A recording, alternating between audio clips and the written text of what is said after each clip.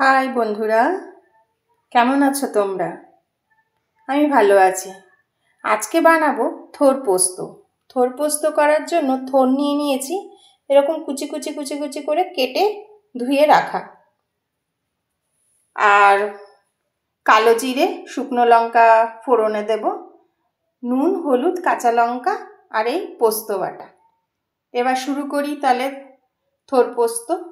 থোর পোস্ত করার জন্য এবার তেলে আমি প্রথমে কালো জিরে আর শুকনো লঙ্কা দিয়ে দেবো। এই তেলটা একটু কালো লাগছে, তার আগে এটার আগে পটল ভেজেছিলাম, তাই জন্য তেলটা কালো লাগছে। তো প্রথমে এখানে কালো জিরে আর শুকনো লঙ্কা ফোড়ন দিয়ে দিলাম।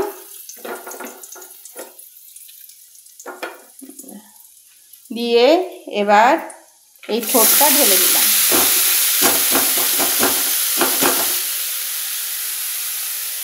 এবার ঢালার পরে কিছুক্ষণ এরকম নাড়াচাড়া করব।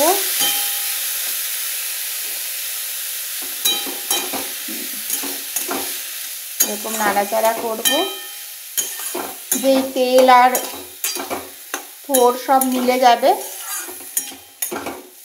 তখন এর মধ্যে এই নুন, হলুদ আর কাঁচা লঙ্কাটা দিয়ে দেব। দিয়ে এইভাবে মিলিয়ে নেব। মেলাবার পরে একটা ঢাকা দিয়ে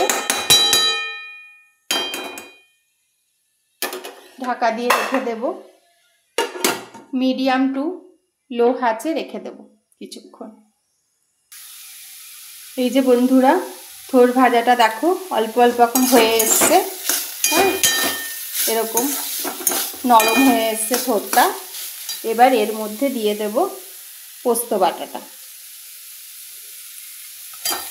এই যে পোস্ত বাটাটা দিয়ে দিলাম। আমি একেবারেই খুব বেশি করে পোস্ত বেটে রাখি, ফ্রিজে রেখে দিই ডিপে।